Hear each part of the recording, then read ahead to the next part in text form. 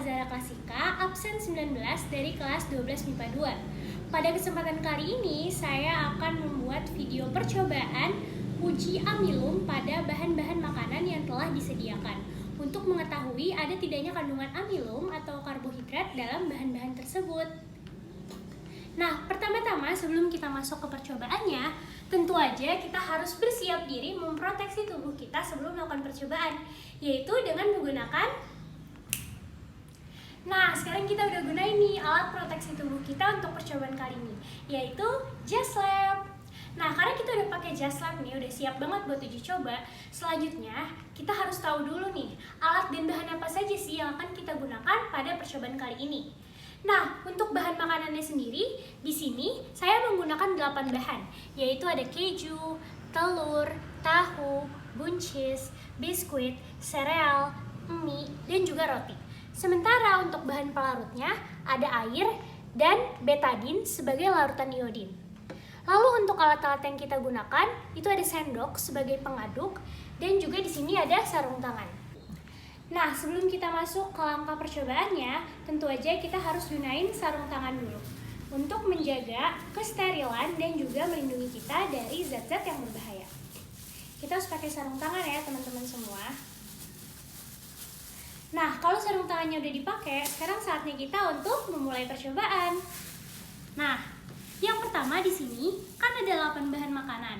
Biar nanti larutannya ini atau pas kita taruh si betadinnya ini dia bisa tercampur rata hasilnya, maka kita harus menghaluskan dengan bantuan air secukupnya.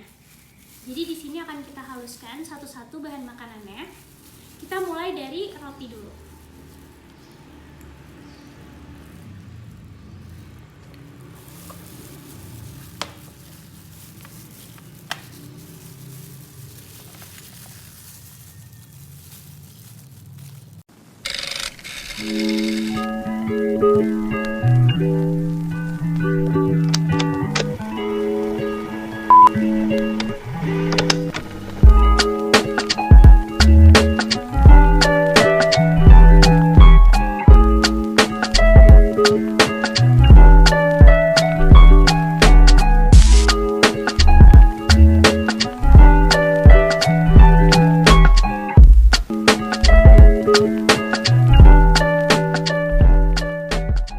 Setelah bahan-bahan uji makanan telah dihaluskan, kira-kira akan seperti ini. Nah, selanjutnya kita akan menguji bahan-bahan tersebut dengan menggunakan betadin.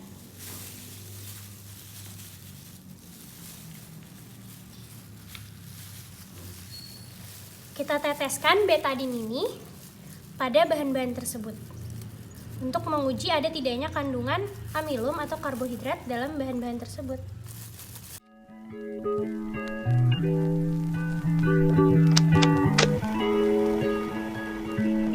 Setelah semua bahan telah ditetesi oleh betadin, selanjutnya kita tunggu beberapa saat untuk mengamati perubahan yang terjadi pada bahan makanan yang kita gunakan sebagai uji coba. Nah, setelah kita tunggu beberapa saat, kita dapat melihat perubahan warna yang terjadi pada bahan-bahan uji makanan yang kita gunakan. Terdapat beberapa bahan yang berubah menjadi biru atau ungu kehitaman, yaitu roti, mie, sereal, biskuit, dan juga keju. Sementara ada juga bahan yang tidak berubah warnanya, yaitu ada telur, tahu, dan juga buncis. Dari sini kita dapat melihat bahwa di dalam roti, mie, sereal, biskuit, dan juga keju terdapat kandungan amilum atau karbohidrat. Sementara di dalam telur, tahu, dan juga buncis tidak terdapat kandungan amilum atau karbohidrat. Selanjutnya, kita akan melakukan percobaan pada bahan makanan yang telah dihaluskan dengan cara dikunyah di mulut hingga halus dan berubah rasa. Ini bahan-bahannya masih sama seperti tadi, namun telah dikunyah hingga rasanya berubah dan halus. Selanjutnya, kita akan meneteskan betadin untuk mengetahui perubahan warnanya. Kita akan meneteskan betadin pada biskuit, mie, roti, sereal, telur, tahu, buncis, dan keju.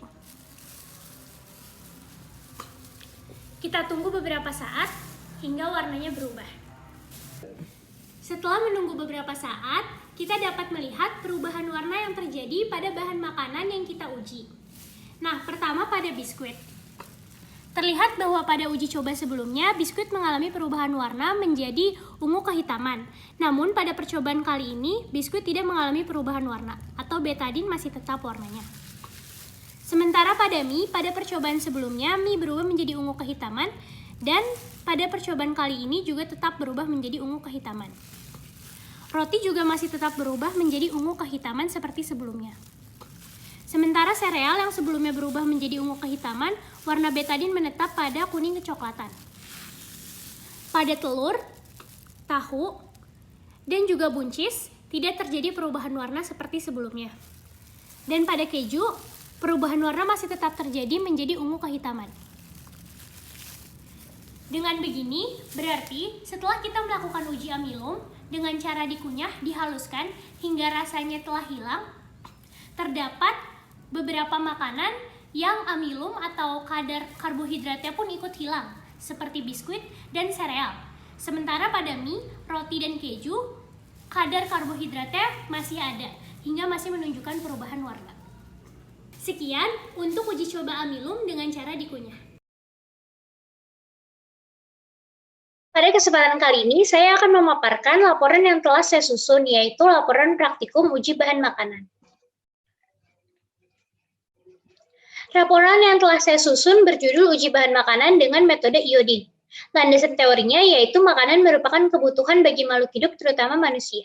Makanan sendiri bisa berasal dari hewan atau tumbuhan. Dengan mengkonsumsi makanan, makhluk hidup mendapatkan sumber energi sebagai pelindung, pembangun, dan pertahanan tubuh. Makanan yang kita konsumsi tentunya mengandung zat-zat yang sangat beragam seperti karbohidrat, protein, lemak, vitamin, dan mineral. Zat yang terkandung dalam makanan dapat digolongkan menjadi dua, yaitu zat makanan makro atau makronutrien dan zat makanan mikro atau mikronutrien. Yang termasuk ke dalam golongan makronutrien yaitu karbohidrat, lemak, dan protein. Sementara itu yang termasuk ke dalam golongan mikronutrien yaitu mineral dan vitamin. Karbohidrat merupakan salah satu zat makronutrien yang berarti dibutuhkan oleh tubuh dalam jumlah yang besar. Karbohidrat sendiri menjadi sumber energi utama bagi tubuh sehingga asupannya harus selalu terpenuhi. Pada dasarnya, karbohidrat adalah senyawa organik yang digolongkan menjadi tiga, yaitu monosakarida, disakarida, dan polisakarida. Polisakarida merupakan molekul kompleks dari suatu karbohidrat yang sangat besar dan tidak larut dalam air. Salah satu contohnya yaitu amilum atau pati. Amilum atau pati merupakan karbohidrat kompleks yang tidak larut dalam air, berwujud bubuk putih, tawar, dan tidak berbau. Amilum tersusun atas dua macam karbohidrat, yaitu amilosa dan amilopektin, dalam komposisi yang berbeda-beda. Amilosa memberikan sifat keras, pera, sedangkan amilopektin menyebabkan sifat lengket. Selain itu, amilosa memberikan warna ungu pekat pada tes dengan larutan iodin, sedangkan amilopektin tidak menunjukkan reaksi. Nasi, ketela, jagung, kentang, gandum, roti, dan mie merupakan salah satu contoh makanan yang mengandung banyak amilum. Povidon iodin atau yang dikenal dengan betadine merupakan bahan organik berbahan aktif polyvinyl pyrrolidon yang merupakan kompleks iodin yang larut dalam air. Larutan iodin atau betadine ini selain dapat digunakan sebagai obat luar atau disinfektan, juga dapat digunakan sebagai uji nutrisi pada bahan makanan untuk mengetahui apakah suatu bahan makanan mengandung amilum atau karbohidrat atau zat pati. Bila ditetesi iodin, makanan yang mengandung amilum akan berubah warna menjadi ungu atau biru kehitaman. Semakin hitam warna yang terlihat menandakan kadar dari amilum yang terkandung dalam makanan tersebut semakin tinggi. Namun, jika tidak ada perubahan warna saat diteteskan betadine, maka makanan tersebut tidak mengandung amilum. Rumusan masalah yang saya gunakan, atau rumusan masalah dalam penelitian ini adalah, satu, bagaimana cara mengetahui adanya kandungan karbohidrat dalam suatu bahan makanan. Dan yang kedua, bahan makanan apa saja yang mengandung karbohidrat. Tujuan dari penelitian ini adalah menguji kandungan karbohidrat pada suatu bahan makanan menggunakan larutan iodin atau betadine. Hipotesis penelitian ini adalah terdapat kandungan amilum atau karbohidrat dalam bahan makanan seperti roti, mie, sereal, biskuit, dan keju. Adanya kandungan amilum ini ditandai oleh perubahan warna menjadi biru atau ungu kehitaman ketika ditetesi dengan lautan iodin, yaitu betadine. Waktu dan tempat penelitian. Penelitian ini dilaksanakan pada hari tanggal Jumat 11 Februari 2022, waktu pukul 15.00 WIB atau jam 3 sore, tempat di Jalan Haji Garif nomor 44, Pondokaren, Tangerang Selatan, Banten. Untuk alat dan bahan yang digunakan. Alat dan bahan yang digunakan untuk alat sendiri yaitu ada sendok pengaduk, wadah atau piring kecil, gelas, dan sarung tangan. Untuk bahan yang digunakan, yang pertama ada air sebagai bahan pelarut, betadin sebagai bahan penguji, dan untuk bahan yang akan diuji ada roti, mie rebus, sereal, biskuit, keju, telur rebus, tahu rebus, dan juga buncis. Untuk cara kerjanya, yang pertama, siapkan alat dan bahan yang akan digunakan untuk penelitian. Yang kedua, bahan makanan yang akan diuji ke dalam wadah atau piring kecil.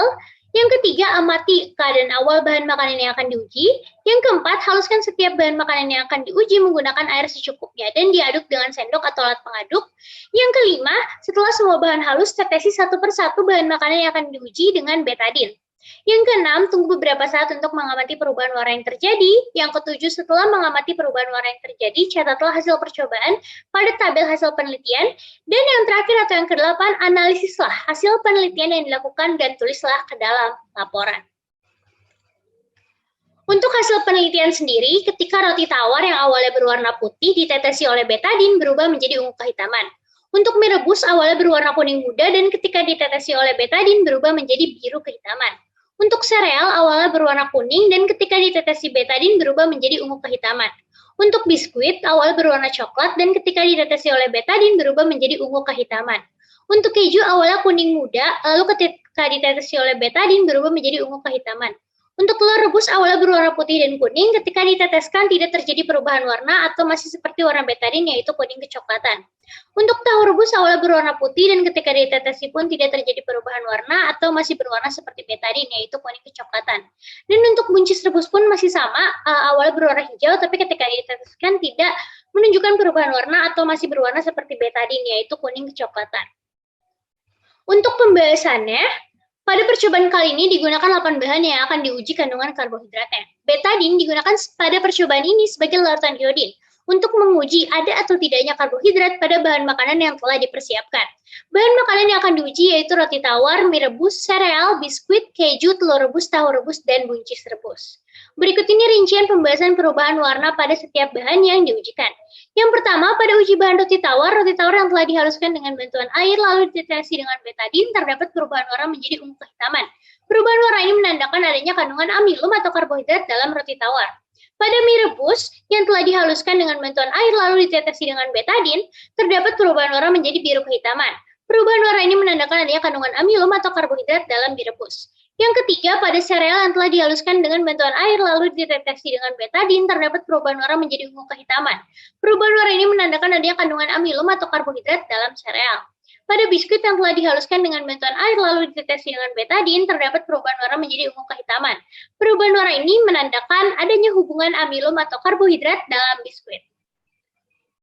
Untuk selanjutnya, ada uji bahan keju. Pada keju yang telah dihaluskan dengan bantuan air lalu ditetesi dengan betadin, terdapat perubahan warna menjadi ungu kehitaman. Perubahan warna ini menandakan adanya kandungan amilum atau karbohidrat di dalam keju. Lalu selanjutnya, pada telur rebus yang telah dihaluskan dengan bantuan air lalu ditetesi dengan betadin, tidak terjadi perubahan warna. Hal ini menandakan tidak adanya kandungan amilum atau karbohidrat dalam telur rebus. Pada uji bahan tahu rebus yang telah dihaluskan dengan bantuan air lalu ditetesi dengan betadin, tidak terjadi perubahan warna. Hal ini berarti atau menandakan tidak adanya kandungan amilum atau karbohidrat dalam tahu rebus. Dan terakhir untuk bahan buncis rebus, ketika telah dihaluskan dengan bantuan air lalu ditetesi dengan betadin, sama seperti sebelumnya yaitu tidak terjadi perubahan warna. Hal ini menandakan tidak adanya kandungan amilum atau karbohidrat dalam buncis rebus. Setelah melakukan analisis dan menulis pembahasan, selanjutnya kita akan lanjut kepada kesimpulan dan saran. Kesimpulan saya, dari hasil analisis terhadap percobaan yang telah saya lakukan dapat disimpulkan bahwa bahan makanan yang mengandung amilum atau karbohidrat ketika diteteskan larutan iodin berupa betadin akan berubah menjadi biru atau ungu kehitaman. Sementara itu, bahan makanan yang tidak mengandung amilum atau karbohidrat ketika diteteskan larutan iodin berupa betadin tidak akan menunjukkan perubahan warna atau tetap berwarna seperti betadin yaitu kuning kecoklatan. Pada percobaan yang telah saya lakukan, terdapat beberapa bahan makanan yang mengandung amilum atau karbohidrat, yaitu roti tawar, mie rebus, sereal, biskuit, dan juga keju. Sementara itu, bahan makanan lainnya seperti telur rebus, tahu rebus, dan buncis rebus tidak mengandung amilum atau karbohidrat.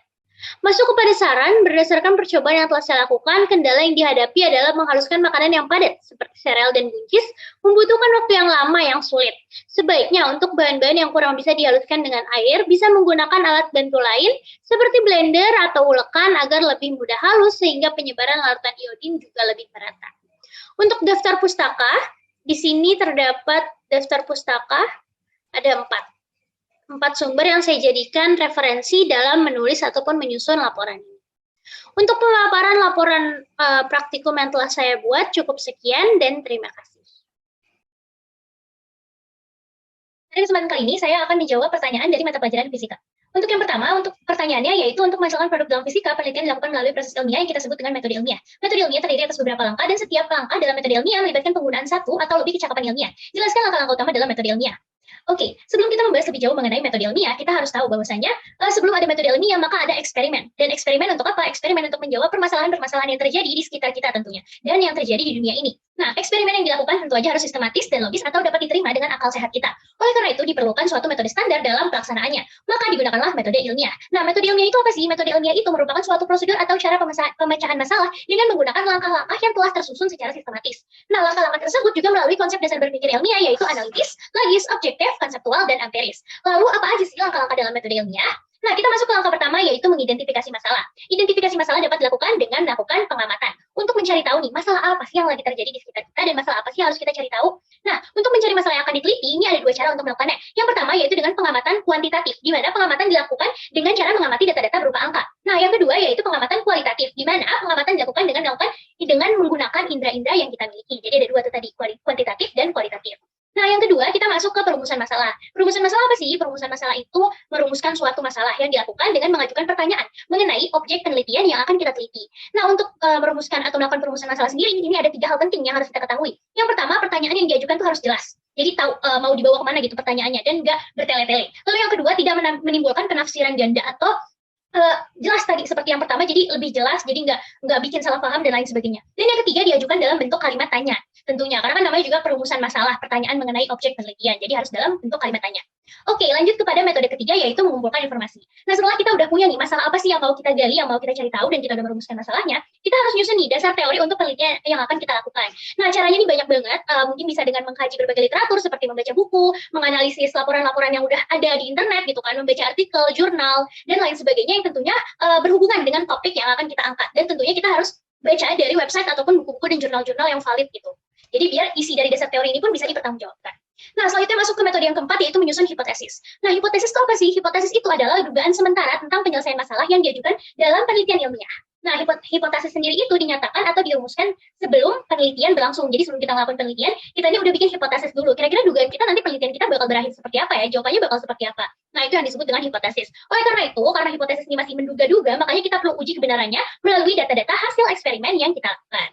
Oke, setelah kita membuat hipotesis, yang kelima itu ada merancang dan melakukan percobaan. Dalam merancang percobaan, diperlukan kontrol terhadap kondisi eksperimen sehingga dapat dipastikan bahwa perubahan yang terjadi ini hasil murni atau dari perlakuan. Jadi nggak karena efek samping lainnya gitu. Jadi benar-benar emang murni karena pelakuan yang kita lakukan dalam sebuah percobaan. Nah, untuk mengontrol hal tersebut, tentu aja kita harus kenal dulu nih sama variabel penelitian. Variabel penelitian ada apa aja? Variabel penelitian itu ada 3, yaitu variabel bebas, variabel terikat, dan variabel kontrol. Variabel bebas itu apa sih? Variabel bebas itu variabel yang apabila diubah oleh pelaku eksperimen akan menghasilkan perubahan terhadap variabel lainnya. Nah, terus ada variabel terikat, variabel yang perubahannya ini disebabkan oleh variabel bebas tadi. Nah, yang ketiga ada variabel kontrol, variabel yang harus kita atur sedemikian rupa sehingga dapat dipastikan bahwa perubahan variabel terikat hanya terjadi akibat variabel bebas.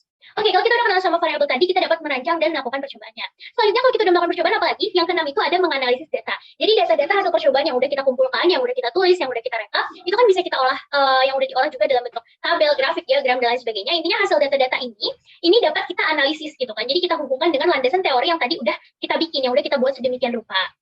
Nah, dari landasan teori itu, kita analisis nih, oh berarti kenapa kok hasil-hasilnya seperti ini, apa yang terjadi, dan lain sebagainya. Nah, kalau kita udah selesai nih bikin analisis pembahasan dan lain sebagainya, baru kita langsung lanjut ke tahap ke-7, yaitu membuat kesimpulan. Jadi kan kalau misalnya kita udah tahu nih, alasan-alasannya kenapa dan lain sebagainya udah diuraikan, kita bisa membuat kesimpulan penelitian yang merupakan ringkasan dari si analisis data tadi, yang menghubungkan eksperimen dengan hipotesis, seperti, jadi berdasarkan percobaan yang telah saya lakukan, dapat disimpulkan, nah seperti itu. Nah, kesimpulan dirumuskan berdasarkan hasil analisis data yang telah kita lakukan, dan tentunya pengujian terhadap hipotesis. Untuk menjawab, berarti nih kesimpulan tuh kayak, oh berarti intinya itu seperti ini gitu loh. Berarti jawaban akhir dari segala percobaan kita seperti ini. Nah, yang terakhir ada mengkomunikasikan hasil penelitian. Hasil penelitian yang baik, hasil penelitian yang udah kita lakukan sedemikian rupa, udah kita susun laporan dan lain sebagainya, udah sampai ke kesimpulan, ini perlu dikomunikasikan dengan baik. Bisa lewat lisan, bisa dengan ngomong, atau dengan tulisan. Agar hasil penelitian ini bisa dimanfaatkan oleh orang lain, dan hasil penelitian juga dapat diketahui oleh orang lain dengan cara dipublikasikan ke halayak. Oke, untuk pertanyaan kedua, berdasarkan percobaan yang telah kamu lakukan, kelompokkan kegiatan yang telah kamu lakukan terhadap metode ilmiah. Oke, yang pertama itu ada judul penelitian tadi di laporan saya. Nah, judul penelitian itu masuk ke langkah metode ilmiah yang ke-1, yaitu mengidentifikasi masalah. Yang kedua itu ada landasan teori, itu masuk ke langkah ketiga metode ilmiah, yaitu mengumpulkan informasi. Yang ketiga itu tadi ada rumusan masalah, yang masuk ke langkah metode ilmiah yang kedua, yaitu perumusan masalah. Yang keempat itu ada tujuan, yang masuk ke langkah kedua metode ilmiah, yaitu merumuskan masalah. Yang kelima itu ada hipotesis penelitian, hipotesis penelitian itu masuk ke langkah metode ilmiah yang keempat, yaitu menyusun hipotesis. Terus yang keenam itu ada waktu dan tempat penelitian, itu masuk ke langkah metode ilmiah yang kelima, yaitu merancang dan melakukan percobaan. Yang ketujuh itu ada alat dan bahan, itu masuk ke langkah metode ilmiah yang kelima, yaitu merancang dan melakukan percobaan. Terus yang kedelapan itu ada langkah kerja, itu sama masih masuk ke langkah metode ilmiah yang kelima juga. Terus ada hasil penelitian, itu udah masuk ke langkah metode ilmiah yang keenam, yaitu menganalisis data. Terus ada pembahasan sama seperti hasil penelitian masuk ke langkah metode ilmiah yang keenam, yaitu menganalisis data. Terus ada kesimpulan dan saran yang masuk ke dalam langkah metode ilmiah yang ketujuh, yaitu membuat kesimpulan. Dan terakhir, laporan penelitian yang telah saya buat itu masuk ke langkah metode ilmiah yang kedelapan, yaitu mengkomunikasikan hasil penelitian.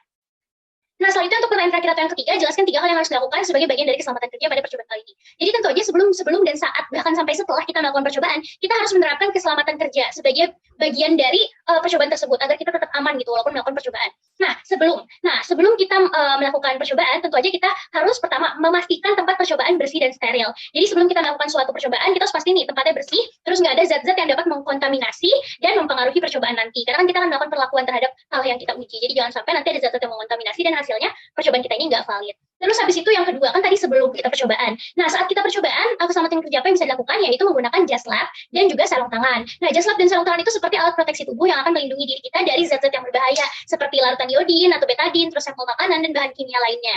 Terus habis itu yang ketiga itu, kalau tadi udah sebelum, saat, dan setelah. Jadi setelah kita melakukan percobaan, sebagai bagian dari keselamatan kerja, kita juga harus segera mungkin membuang hasil dari yang kita uji coba tersebut, misalnya kayak bahan makanan bekas uji coba yang udah kita tetesin betadin dan lain sebagainya. Supaya apa? Supaya nantinya tuh nggak sampai dimakan gitu atau masuk ke dalam tubuh kita, karena kan berbahaya, karena makanan-makanan tersebut sudah terkontaminasi oleh larutan iodin atau betadin yang dimana nggak boleh buat masuk ke tubuh kita gitu, atau berbahaya buat tubuh kita. Karena betadin sendiri itu merupakan obat luka yang digunakan di luar tubuh. Jadi kalau misalnya termakan itu takutnya nanti bakal berbahaya bagi tubuh kita. Nah, mungkin segitu aja untuk menjawab pertanyaan dari fisika. Mohon maaf apabila ada kesalahan. Terima kasih atas perhatiannya. Wassalamualaikum warahmatullahi wabarakatuh.